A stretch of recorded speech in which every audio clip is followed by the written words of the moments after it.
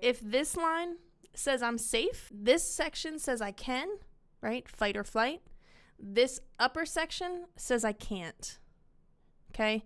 I'm surviving, right? And this is where I think a lot of people feel connected to this work. Because when we see this start to decline, when we see this immobility, this body collapse, right? This section here, this is overwhelm, okay?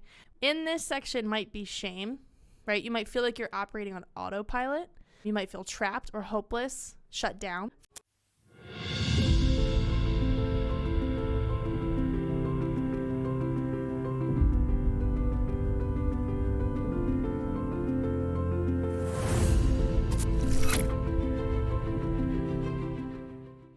Welcome back to week 7.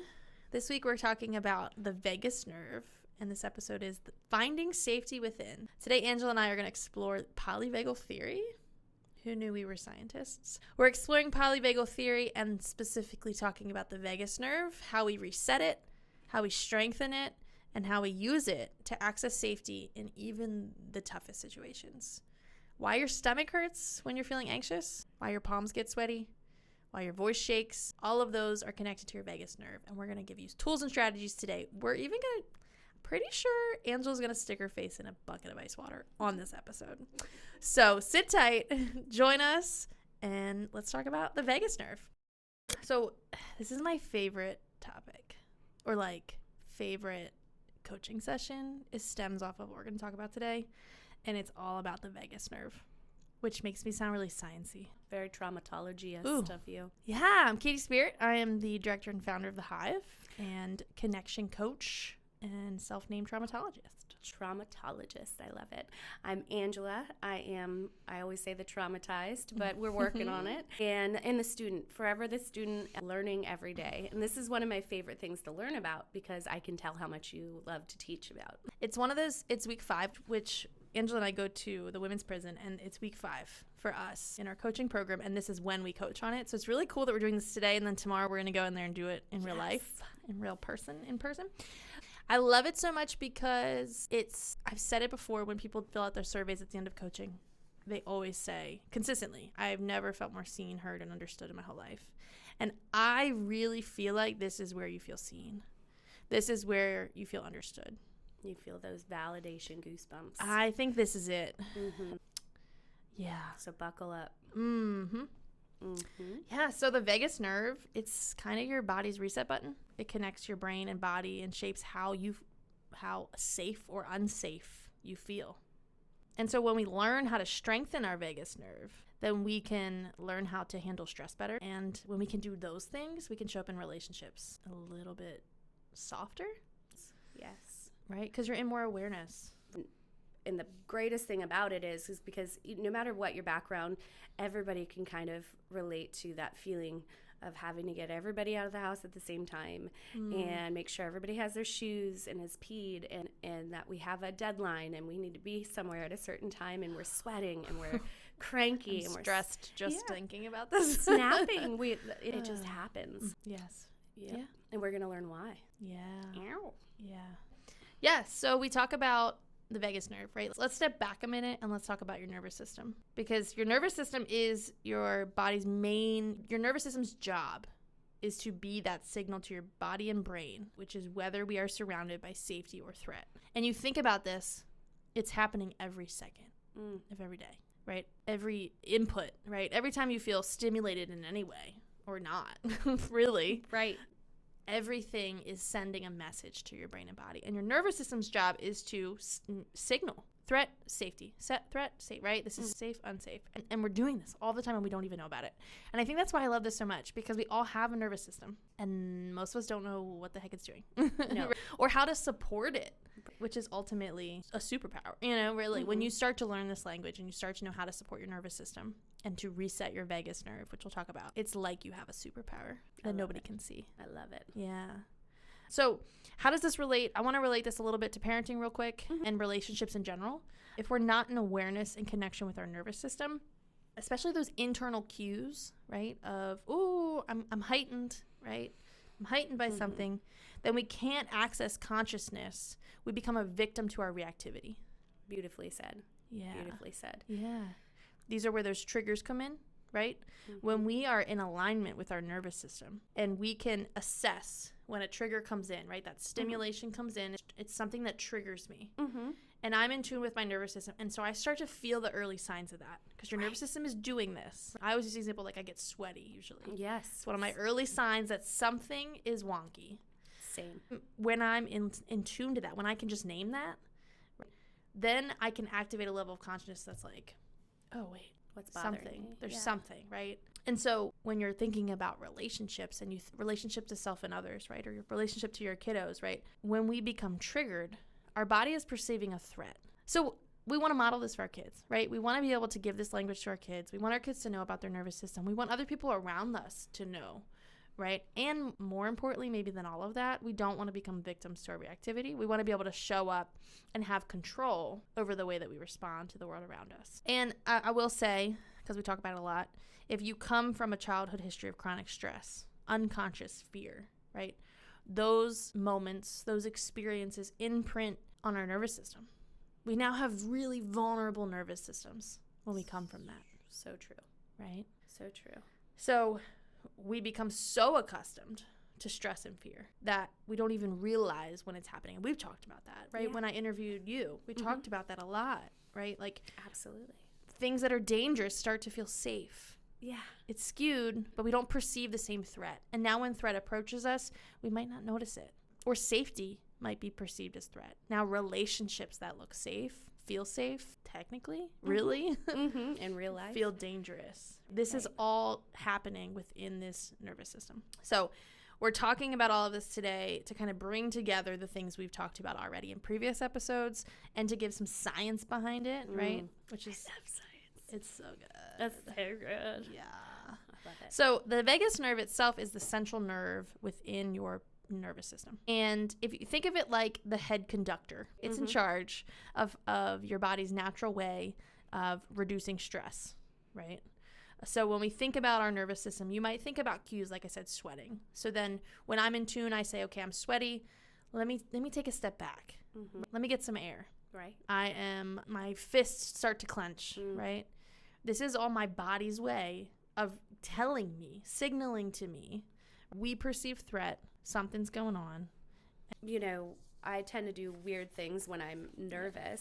Like I was telling you this morning, I was itching the back of my head when I'm nervous. Yeah. Or even when I'm not, or maybe my body feels like I am, but I start back there, like that unconscious thing that I do with my hands. Yeah. It's strange. Yeah, right.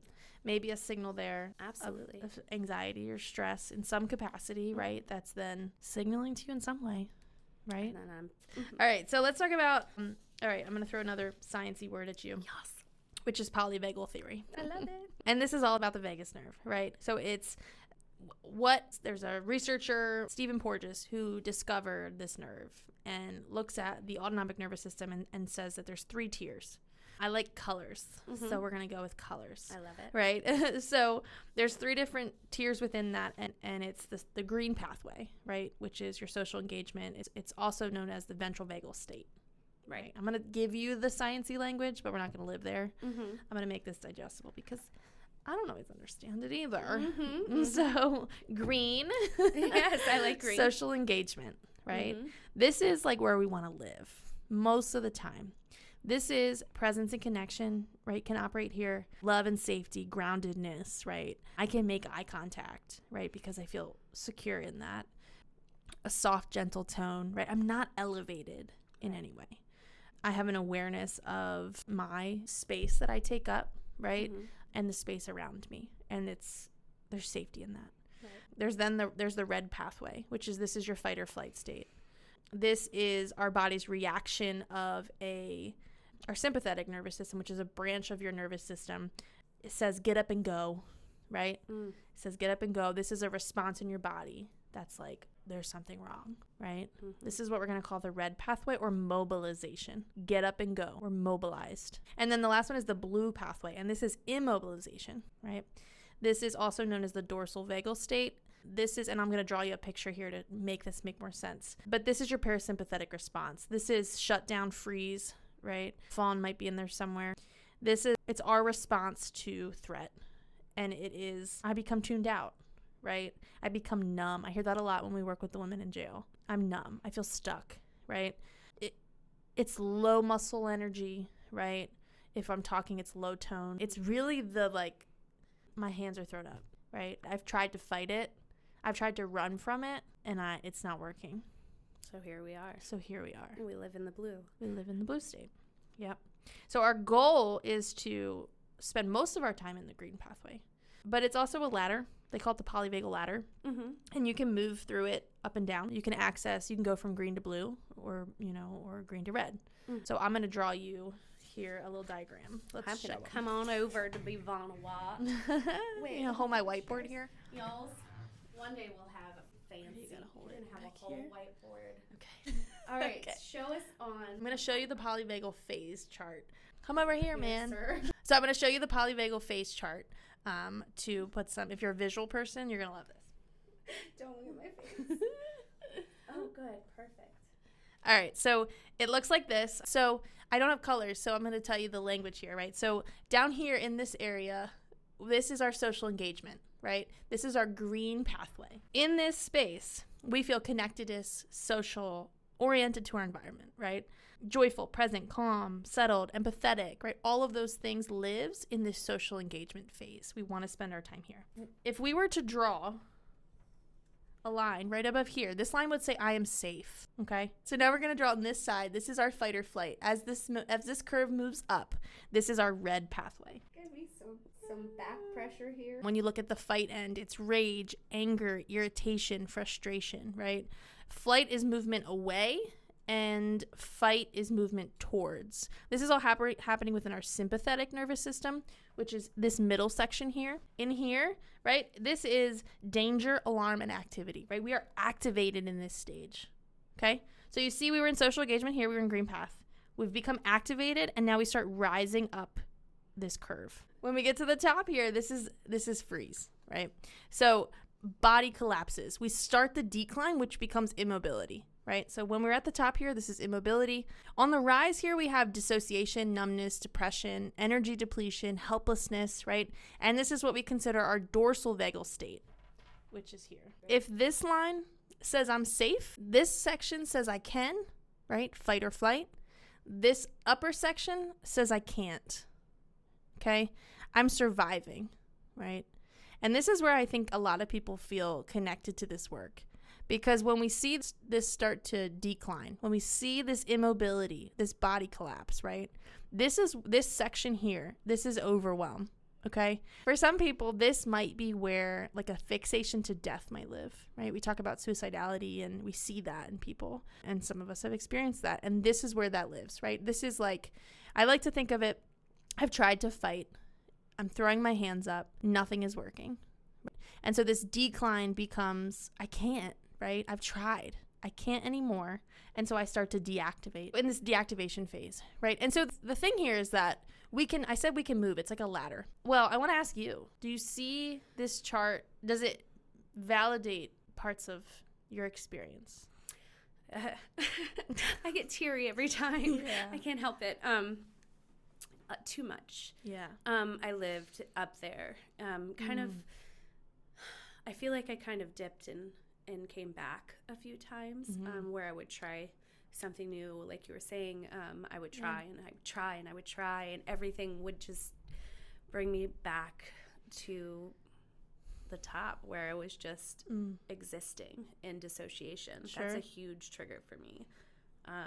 Yeah. Just that knowing that I was stuck there for so long and I wasn't even aware of it.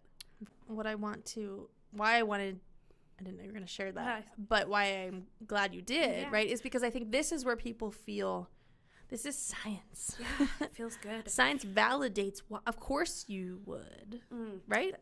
Those few words have been. Of course you would, because look, you're living in freeze, right? You're living at the it's so hard to look at that. Right. You're living at this free space. You're living at the top here, right? Which reminder says I can't. And you've done this work. You've gone up the ladder. You've done the fight or flight, I'm guessing. And from hearing your story, right? You've done the work. And where did you get? And so eventually your body that's trying to make sense of the world around it, that's trying to assess, are we safe or are we dangerous, says, well, we've tried to fight or flight and we didn't reach safety, right? We didn't reach safety. So we're still looking for it. And so freeze is the natural next step. Amen.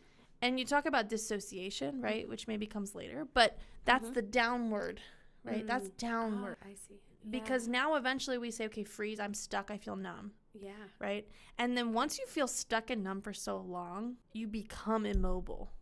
That's just your reality at that point. Right. Sucks. It's like too much of anything, right? Eventually, mobility that doesn't seek its desired outcome, right, is going to become immobile. Right. Somebody who's living, who's fought, right? And I don't always mean literally, right? But who's tried to be present, who's tried to be here, who's tried to make a relationship work, who's tried to fight internal demons, right? When we've tried to fight those things for so long and we don't reach our core, strongest need, which is safety, psychological, physical, emotional, when we don't meet that, our body doesn't stop looking for safety. Sounds exhausting. It's exhausting. Yeah.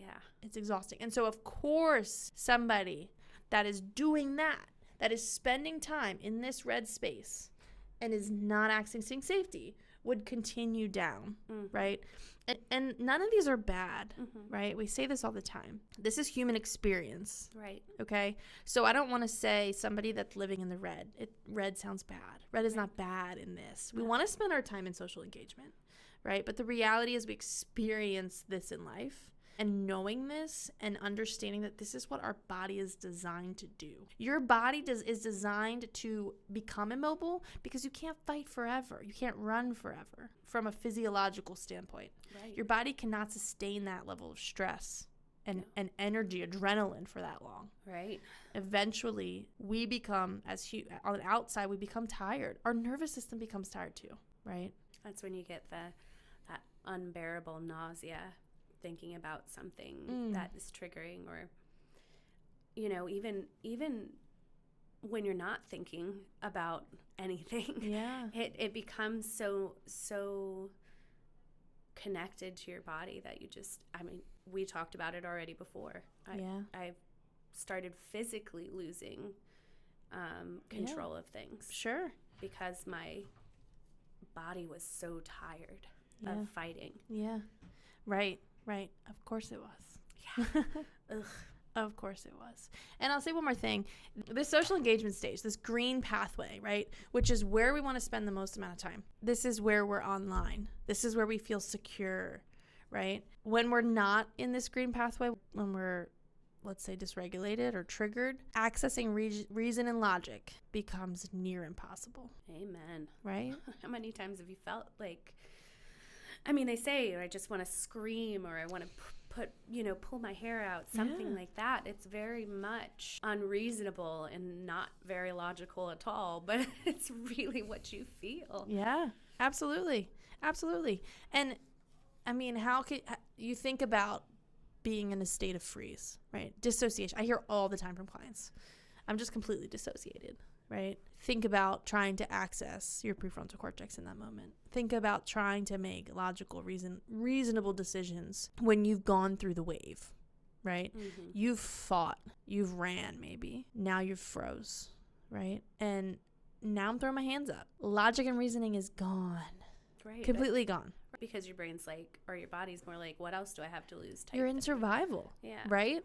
And your brain, when you're in survival, is not like, what do we want to order at McDonald's, right? No. Or like, what should I do? How can I help my child, right, who's struggling in school? Right. Or what's on the schedule this week? Yeah, right. Or, I got to be at work on time, right? I'm running late. I got to think on my feet. Those things don't exist, right? So we're making decisions out of emotion, out of dysregulation, when we're in this red or blue state. Social engagement, the green pathway, is when we can access reason and logic. And that's consciousness, right? So 95% of what we do is subconscious. When we're riding the wave, right, we need to be able to bring ourselves back online. And how do you do that when your body's literally designed to take you through this path, right? Exactly. So the vagus nerve, right? Let's bring it back. The vagus nerve, we're riding the wave. The true, how it relates to us as human beings, right? What it actually is in our bodies. Let's put like some reality into it, or like something tangible, right? Let's put something we can touch.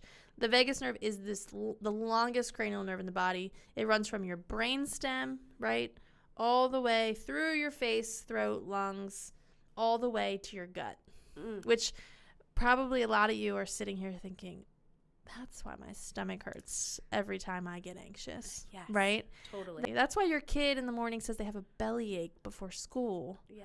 Because this nerve is sitting in the gut and it goes all the way up to the brainstem. It's called the vagus because it wanders. It's a traveler. It comes up and down, right? We might feel it in our throat.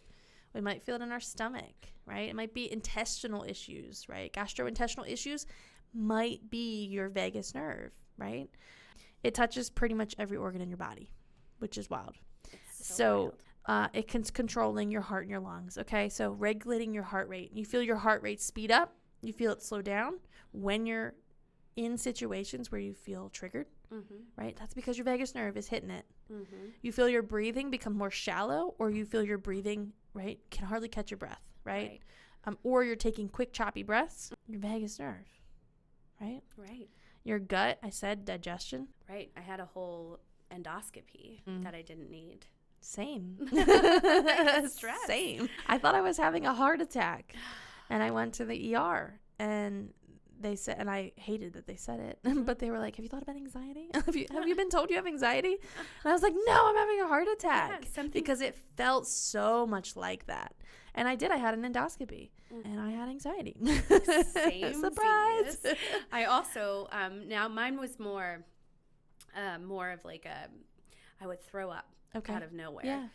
Mouth watering, like you can't control it at that point type thing. And the more I'm eating balanced meals, I'm not regurgitating water anymore. Like these are things that keep you alive. So it's really important. Yeah. And your vagus nerve touches all of them. And it makes so much sense. I'll give you another one. Right, your throat, I said. The tone of your voice. Does your voice shake when you're anxious? When you're nervous? When you're angry? Or when you're happy? Like, is it hard to get, they say speechless. Is that your vagus nerve, right? Is it your nervous system saying we are heightened? Swallowing might become. We're laughing about it earlier when we got in here, but my son, right? We went to a new place, and my son the whole time was like,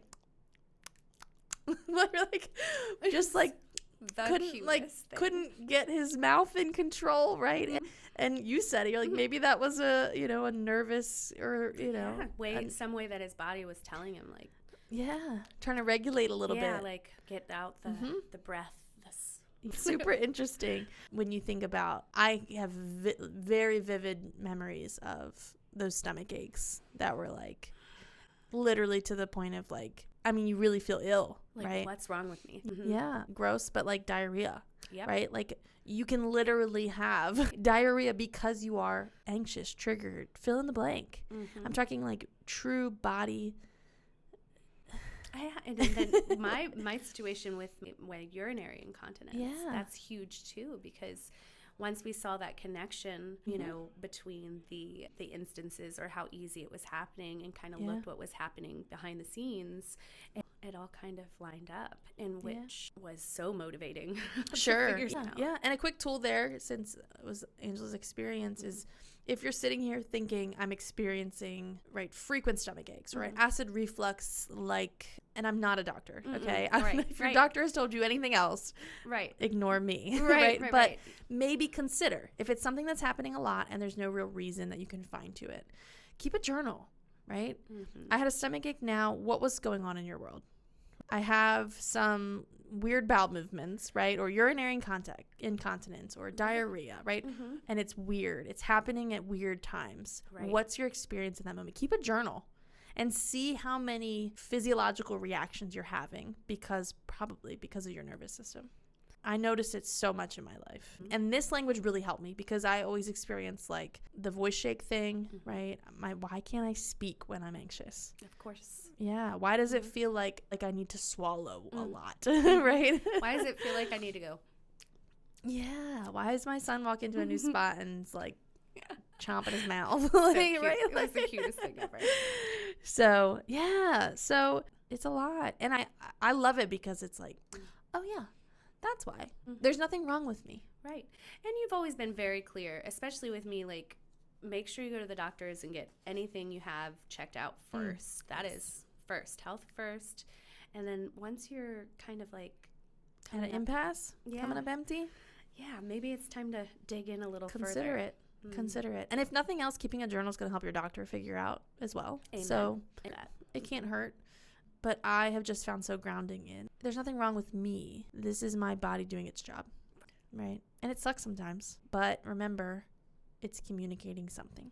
Right. And when you open your eyes to that and you can start to listen and allow it to teach you, allow your body to do its job and allow it to teach you something. Right. You move further away from becoming a victim to your own reactivity. Preach. You become empowered. It's a challenge. Proactive. Yeah. Yeah. And watch the way that things in your life will change. It's amazing. You should try it. It's pretty cool. Yeah. Yeah. So I just want to say, we talk about this in coaching. There are ways to strengthen your vagus nerve. Okay, to reset your vagus nerve. I've heard it kind of use language interchangeably. And Angela, I think you have some fun ways. We're going to model that today. Some tangible things. So Katie gives us some really great tips. Tips in as far as tangible things that you can use to kind of help snap yourself out of it. Yep. So you say the 5 senses. Using the 5 senses to trigger yourself out of that. There's a trigger in, there's got to be a trigger out. Yeah. And so some things that you can do for that, we've brought like a little goodie bag. So we have some examples of some things for each sense. Of course, I always have a candle burning in my house. Yes. It smells good. Yeah. The sight of a flame, just kind of zoning in on that. Like, I'm just going to show you, like, just make sure the clothes. Okay, so just look at that for a second and breathe. So just looking at a point of like a point that your eyes are looking at for a time will help kind of reset that. Yeah. For sure. And there's so many other fun things too. There's so many. And here's the thing with the sensory tools is your thoughts affect your body and your body affects your thoughts. And so that's why these sensory things work so well. Because I like reset because it is a reset. When I fixate on that flame, right? When I look at that and I can follow the soft waves of it, right? I get out of here a little bit, right? And I think that's what's so grounding in it is we start to externalize a little bit. We start to experience the world around us in a way. I'll tell real quick and then let's get into some other ones of these. But I do this with my son, the 5 senses. Yeah. And I just did it last night. My son was completely dysregulated. Like, actually, I thought he was not even going to go for it because he was that far dysregulated. He was very tired. And I said, do you want to do your 5 things? That's what he calls it. And he says, yes, Mommy, I want to do my 5 things. And I said, okay, what are 5 things you can see? And he says them. And I say, 1, 2, right? We do them things. 4 things that you can touch. What are 3 things that you can, I sometimes forget. Smell. 3 things you can smell. What are 2 things that you can hear? And what is 1 thing you can taste, right? And so then completely pulls him out of his body. It allows him to look around, to ground himself in where he is. And he loves it. I'm telling you, in the most dysregulated state, my kid loves it. Last night he said, can we do it again? But still. And we did it again because you know what? It works. And he has a language of like, okay, I'm calm now, right? Let's use this calm down strategy. I love it. It's so good. Try it. It really is. It really is. I'm going to try it with Owen for sure. Yeah. For sure. And do it with yourself. I just started. I hadn't really done it with myself before. I did it last night because after he fell asleep after being dysregulated, I needed to come back down. Yeah. So I was like, oh, might be something to this. And so I tried it, and it's pretty amazing. Works very well. So what's the next one? We did sight. We did sight. I want you to show me. You want to do touch? Yeah. Sure. Let's say touch. Touch is good. This is very soft. It is. Giovanni just got me that.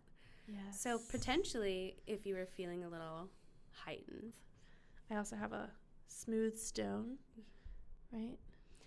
But that is something that maybe, see? It does kind of make you feel like,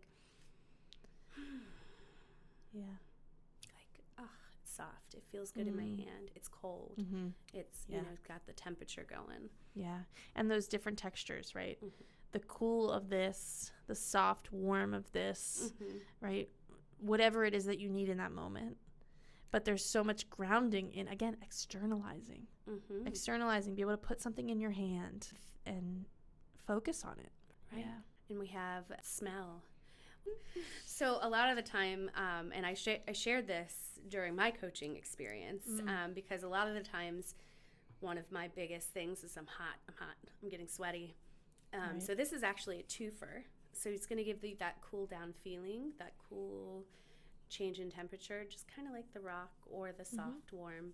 But it's also got a bit of a smell. So this is a facial spray with aloe and cucumber and green tea. So those are very like calming spray smells. And it is a facial mist, so it's not going to cause any.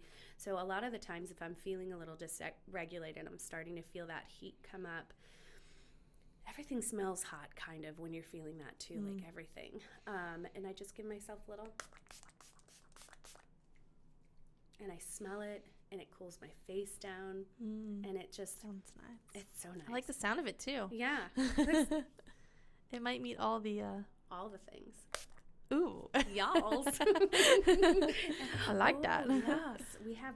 Okay, perfect. And I can smell it now too. It's very calming. It's just a very light. Yeah, brings me back. I've told people. Chapstick too, like the scented ones. I was just thinking in my head, love for people in this moment to just think about things that you have in your bag, right? Your purse, your bag, your back pocket, right? Your car while you're driving, things that you carry that you can use for chapstick. That's a perfect example, right? Butterbeer. It usually hits you with a feeling, right? You feel it, you can taste it usually, right? Inevitably. People call it flavors. You can smell it, right? Yeah, and it can be a reset. It can be a reset. It really can be. Yeah. I have this tuning fork. This is so cool. I've never seen this, so I'm probably going to do it wrong. You just hit it. Okay. This tuning fork here. Oh. That's so nice. That is nice. I want to do it again. Yeah, do it again. For you guys.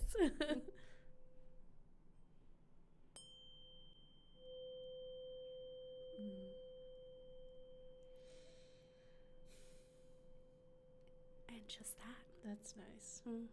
That's very nice. You could even hum a little. Yes, we do talk about that as one of the strategies in our coping is people that, the old, when people were meditating and you were like, they're like, right? They were, sitting crisscross or it's really a strategy, right? That yes. Anything that allows that vibration, all of that is a good reset. All of that is a good reset. We have taste too. We do have taste. I'm excited about taste because these are my favorite, especially since my nervous system says you're nauseous immediately. So this is kind of like a... That's smart. I didn't think about that. It's a twofer. Okay. It's a twofer. So we have these ginger chews. Ginger chews. I hope I don't make a face. My kids love ginger chews. Okay, I'm worried. You'll love them. Okay. This is going to take me back to when I was pregnant, and I was super nauseous. Yeah. And everybody told me to eat these ginger things. They're stuck. Oh, they're chewy. Jesus. Oh, hello. Hi. All right, so this is what they look like. There they are. Got a little powder sugar on them, but you could use like a mint, a spearmint. Remember those? Gum? Yeah. Yeah, those breath strips. Yes. Those would be good. Yes. Yeah. But these are good. Cheers. This is where the ASMR comes in.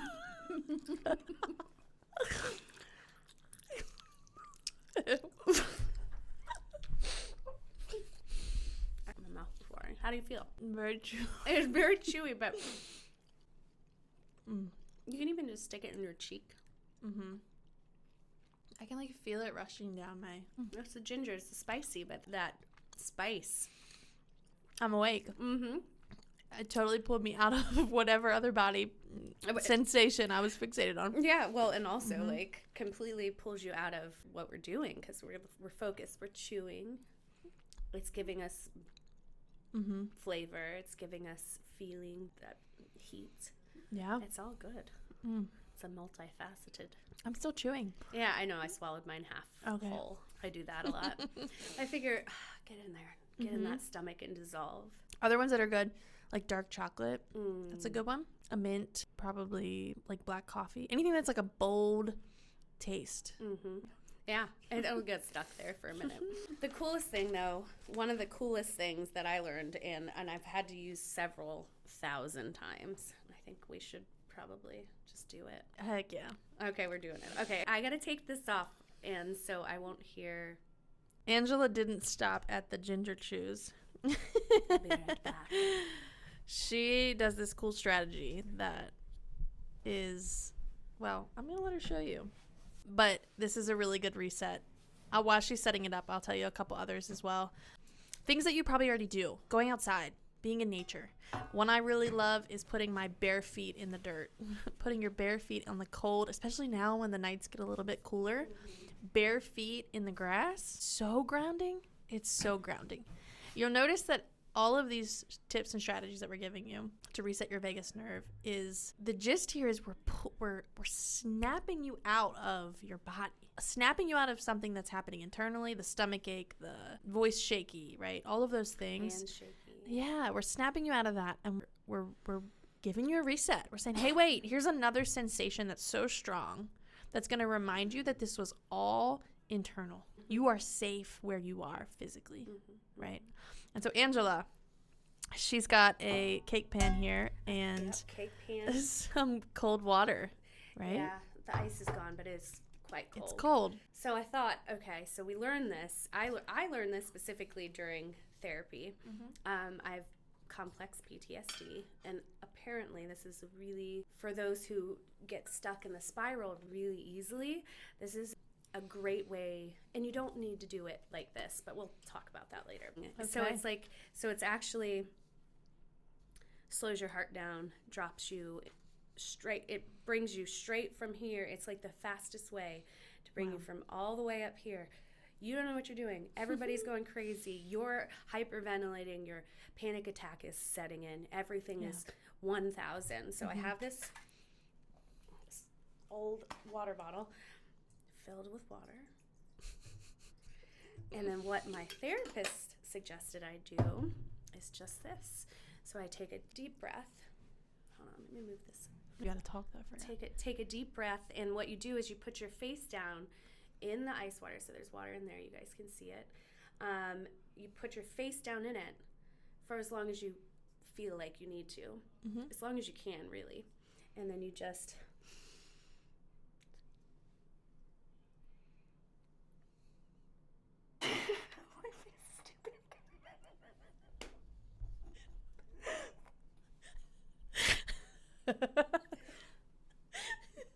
Oh, but wow, it totally works. Ooh. You know what I noticed just from watching was like immediately your breath taken away. Yeah, that completely reset the way you were breathing. Yeah, my breathing slowed down. I feel like my whole internal body temperature has dropped with just putting my face in the water. Now, you don't need to put your face in water all the time. Right. Now I just keep something cooling on me, and or an ice cube. Put it on the back of your neck. Yeah. Give it a rub. Yeah. Water bottle in the heat of the I sun. was going to say, do you remember that? Right? Hit me with a water bottle. We were at a crab feast on Saturday, and Bryce stuck a ice cube down my back. Oh. The immediate... Yeah. Right? Right. That immediate reaction. Again, all of this, ice, eating something, right? Smelling something, anything that is going to trigger a sensation within you that's going to snap you outside of your body. I really like the cold water. If you're in the bathroom, right, you're at a meeting and you're super anxious, you're at a meeting, go into the bathroom and splash some cold water on your face. That's an easy way to reset that vagus nerve. And if you're home and you're absolutely had the shits of everything, grab an ice water bucket and literally dunk your face in it. So how you feeling? I feel really calm. I feel like just everything. The weight of everything that was going on before we came in and after. I was to say maybe we should start our episode with that. I know. We'll just start doing our entire episodes from an ice plunge. There you go. That's another one, right? You see athletes and you see whoever doing these ice plunges. Yeah, I had a boss one time who lives on the West Coast and right on a lake, and in the middle of the winter she would do a dip every single morning. she would dip into the lake, and it was what she did. I bet you it just took everything from the day before and removed it. Complete reset. And so pulling this all together, right? Our strongest core need as people is safety. Relationship safety, relational safety, emotional safety, psychological, physical safety is what we need above all else. Right. And our bodies are looking for it no matter what. They don't care what you're working against it. You know, what else tells them otherwise. Your body, your brain and your body is working for safety. And when we can access that green zone, when we can stay in social engagement and connection and security and safety, we can co-regulate with other people. We can make informed, logical decisions. Right. Which, who doesn't want that? That everybody. Most of the time, right? Even if you don't want it, you need it. You need it. You need it. And how do we get there if we're stuck in fight, flight, freeze, or complete immobility? We have to kick ourselves out of it. Our body is doing exactly what it's designed to do. And so you dunking in cold water says, hey, wait a second. Fixate on this for a second, right? Get out of that. Get out of your head. And it gives me the cool down feeling, and just like that. Yeah. My friend said once, she said it looked like you just got exorcised. Yeah. Like exorcism. I saw the demon leave your body. I'm going to give you a quick strategy. And the coaching program that we use likes to do acronyms. So I'm going to give you a quick regulation tool. And it's the acronym ANCHOR. ANCHOR. So it's awareness. Right? Notice. Get aware. Notice what's coming up for you. So you don't have to make it all the way to the ice bucket. Yeah, right. I haven't barely had to do it. That's great. Awareness has changed. That's awesome. Name it. The N is name. Name what's coming up for you. The C is to connect. Connect with it. Right? Sweaty. The awareness is I feel it, right? The naming it is I'm sweaty. I'm getting anxious, maybe. Right. Connecting with it is why. Always from the why. Not what's wrong with you. So different. Not what's wrong with me. Why am I sweaty? Why am I feeling anxious? Honor it. Honor that your body and your mind are trying to tell you something. Communicate something to you. And that's why that why is powerful. It's an openness, which is be open to whatever it's telling you, because you know, usually in our gut, in our core, we know. Yeah. You don't have to externalize it yet, right? But we know what this is teaching us. So we're going to honor it. That's the H. We're going to be open to it and open to the process. And then we're going to recommit. We're going to recommit to ourselves. We're going to recommit to the situation. Right? We're not going to stay stuck in internal. We're going to start to externalize this, and we're going to recommit to maybe it's a person, maybe it's a place, maybe it's ourselves, right? I noticed this. I've named it. I'm open to what it's teaching me.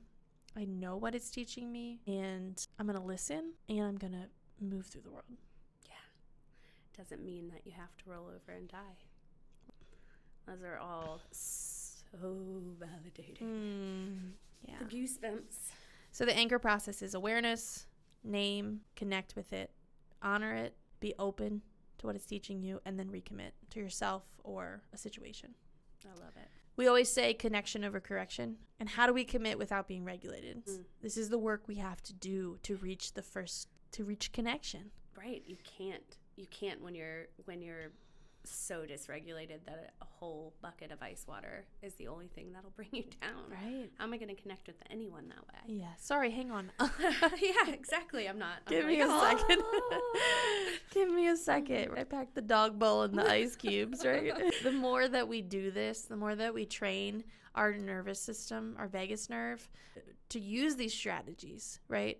Use the strategies that you can have the mint in your purse or the ginger in your purse or the spritz in your purse, right? Use those so that when you're in moments of connection, you can connect. We don't stay stuck. So whether it's a bucket of ice water or a ginger chew or putting your feet in dirt, right? Remember that safety is accessible when you have tools and strategies. I like to tell the story the first time that I went into the coaching classroom. and I was feeling so I don't know nervous. this story. And you don't. But I tell other people. But this is something that I didn't even know really what I was doing, but I knew that the simple act of rubbing my hands together made me focus in on what you were saying. Yeah. Instead of focusing on the fact that I'm uncomfortable or that I'm crying or my face is red, my rosacea's hot. I know everybody can see it. Like, Yeah. this simple thing brought me back down to where I could share and move through any emotion that I needed to. Yeah. And now notice I had my emotions when we had my emotions, and I didn't need any of it. Yeah. Because I've been practicing. And it's really, it's so hope fulfilling. It fills your hope bucket, knowing that you can repair the broken parts that are it just. Yeah. And it's consistency. It's strengthening your vagus nerve. So that way, when you're in moments where you don't have a bucket of ice water, right, you can anchor, right? You can access safety without that. And you can get that reset, right, that you need, that doesn't require the bag full of tricks, right? Yeah. But it's by consistently accessing those tricks and those strategies. You strengthen that muscle. It's like anything else. Yeah. You don't have to work as hard once you've given it a job and some strength and some muscles. Muscles. Thanks for practicing this with us today. Oh, yeah. I appreciate your willingness to dump your face in a bucket of ice water. I wish I could have been a lot more ham, but we're, one day I'll just show you. When we have a studio, we'll have an ice plunge. We will. A whole body ice plunge. We'll have it. We'll have to make ourselves really dysregulated, sweaty. We came in really dysregulated. Yeah, we did. But you know what? We co-regulated. We did. That. Yeah. We did. Had some good belly laughs that just pulled everything off the shoulders for a minute. Yeah. Okay, so listeners, I'm curious for you. I want you to think about which of these 5 senses is your go-to. Which one typically snaps you out of whatever you're going through. Right. And when your body starts to move out of that green zone, out of social engagement, out of safety, which tool are you reaching for? Which strategy are you using? And if you're like, ooh, I don't know, I don't have one. You probably do. You're probably doing it without knowing it, for one. But you might want to try something we said today. You might want to try keeping a worry rock like I'm sitting here playing with. I feel like right? We were talking literally in the beginning about me scratching the back of my head or rubbing the back of my head until it's sore. Maybe if I had... Scratch something else. Or a rock. Or something. Yeah.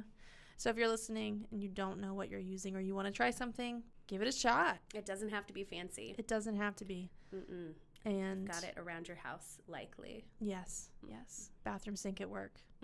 It's there. Use it. Yeah. Week 8 is next week. And I know. Okay. But this is just a series. Okay. Season 1, we're coming back. Okay. Yes. And next week, we're going to wrap all of this up because here's the underlying of all of this for me and what we do in the final week of coaching is we talk about boundaries and values. Because when you get really clear on your boundaries and values, this other stuff becomes a need, not a want. Does that make sense? It totally does. When I'm out of alignment with my value, because one of my values is wholeheartedness, is showing up authentically, which I'll talk about next week. When I know that's my value, I want to learn this stuff. I want to access.